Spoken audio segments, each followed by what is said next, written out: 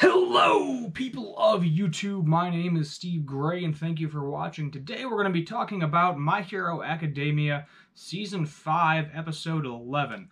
So this is going to be another Class A versus Class 1B. Let's just go through the characters really quick here. So we got Mina, of course, Acid, got Uraka with Gravity, you got Midoriya with, of course, main character, and then you got Mineta, little pervert, as you can see from the thumbnail.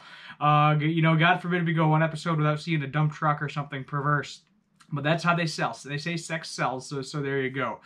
Moving on to Class 1B, we have Kodai, who has the ability to make things shrink and grow.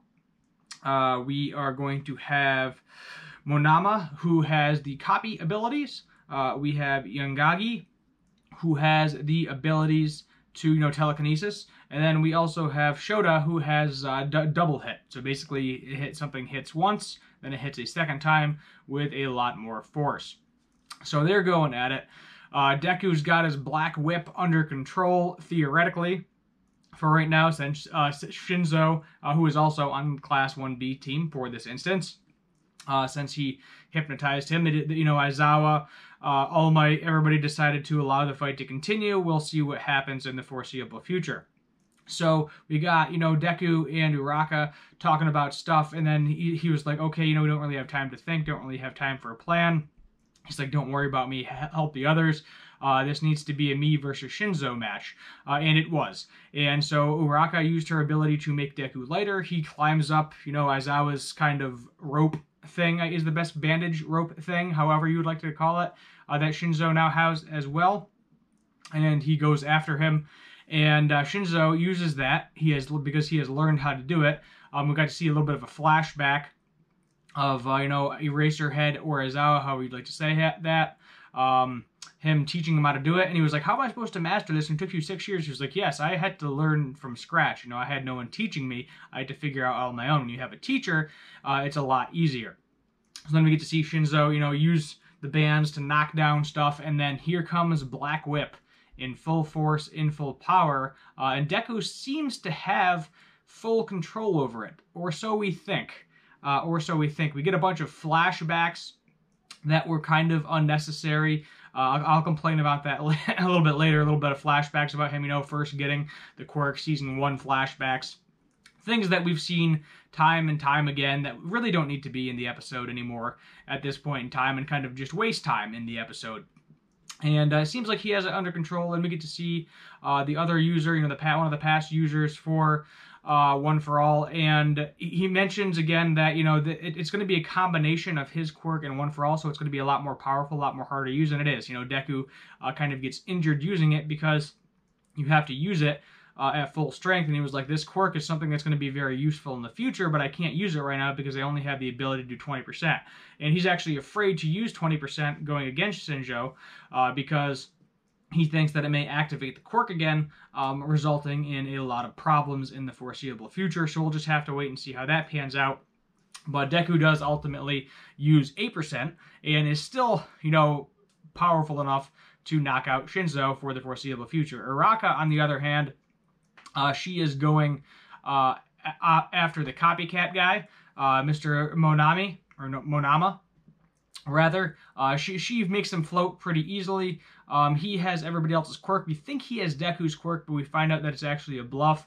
We don't know if it doesn't work for him, because, One for All is kind of a weird kind of quirk, but regardless, he's the first one that gets captured, put in the cage. But then he definitely does something for his teammates, though, because apparently now he has the ability to have the quirks last 10 minutes, double the time, not 5 minutes. We don't know if he's lying or not, or what's a bluff. I'm assuming he's telling the truth. And he uses that ability to kind of create like an explosion in Deku's face, and it does. It knocks him out for the count for a minute, but then, Deku gets back on his body, and he's good to go. Knock Shinzo out.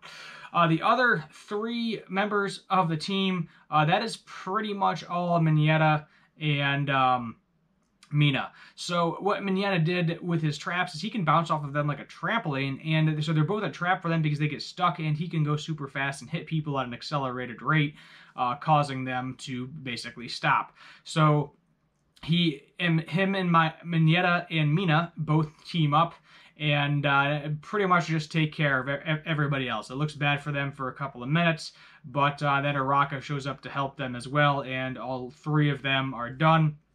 Kodai ends up getting stuck to the balls. Shota ends up getting knocked out by Mina. And then I think I'm missing a character here. Let me take a look. Oh, Yanagi. Yanagi, she ends up kind of running away from Mina because she saw Manetta, rather, because she saw how much of a pervert Manetta was, and she was like, ew, get away from me. No, no touchy. And then she ends up getting captured as well, and then Class of 1A wins. So Class 1A won this arc. I figure, we kind of knew they were going to. They're the main characters. Why would they make them lose an arc? But this arc is over with. So next episode looks like it's going to be kind of a summary / get us closer to the next arc. I mean, it looks like it's going to be a primary Deku episode. So this was kind of a Deku / Shinzo episode. And it looks like next episode is going to be primarily Deku. Shinzo, which is actually pretty cool, he has been critiqued, and it looks like he's going to be able to be a hero and get transferred into the hero course, which is pretty cool. So he'll get to be a pro hero at some point too. Even Eraserhead was like, yeah, you can't be perfect. You're not going to be perfect. You're still young. You got a lot to learn, but it shows that you have all this improvement, shows that you have good abilities, and that you'll be a good hero in the future. It's not always about knocking out your opponent. Sometimes it's just about saving people, helping your teammates, and getting everybody out of the way, which is all perfectly fine. Perfectly done, perfectly well done, and said. So I think I'm going to give this episode, we're going to give it a crappier rating, and I'll explain. We're going to give this one like a 6. We'll give it a 6.5 out of 10. The reason for that is because of timing and waste of time. So we get a extended preview, which is approximately 2 minutes or so. Then we have the introduction, which that gets us about right up to the 3-minute, 30-second mark. So out of 23 minutes or so, we're down to 20. Plus you have the outro and preview, so subtract another 3 minutes from there from 2. So now we are down to the 17-minute mark, roughly. Not to mention, there was a bunch of flashbacks of Deku with All Might, which were unnecessary. We even got a flashback to the previous episode that we just saw last week. So that's probably another 3 or 4 minutes. Well, we're going to say it's 4 minutes. So literally half of this episode, approximately 10 minutes of this 23-minute episode, is intro, outro, preview, flashbacks. That's why this is getting a 6.5 out of 10. It's because what they did show was excellent. I enjoyed it. I enjoyed the storyline. It was a great episode overall, when they weren't doing that. But when you do flashbacks, introduction, more flashbacks, preview from the last episode, content from the last episode, content from previous seasons that we have seen so many times, and then outro, and then preview, which for previews is fine. I'm not really going to dock it for the preview, so we'll say, okay, we'll say maybe there was 14 minutes of actual content, big whoop, an extra minute. That's pretty bad. It feels like all the episodes do previews, a lot of shonen. Anime does that. I just skip over it. I literally, I was like, okay, I'm going to skip to a little bit, see if this is anything important. Nope, okay, everything's all from last episode. Skip this, skip the intro, get to the actual content, and then it's like 14 minutes. Which that's bad. You have 23 minutes. You're already cutting down time, a couple minutes with the intro, outro, and preview, and then you're going to add a bunch of flashbacks in, and then you're going to add, more information that we already got from last episode. It's a week apart. We don't need them. It's stupid. We do not need to see a preview for every episode. If there's a 2-week break, yes, do a preview.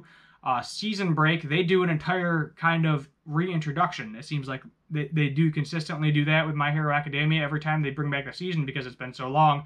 The first episode is filler, and it's just reintroducing you to all of the characters that you might have forgot who they are or what they do. Which, yeah, that's fine. I don't personally care because so many YouTubers and so many other people, there's so many ways to get the information. I'm looking at a Wikipedia page with all the characters on it right now as I'm shooting this video.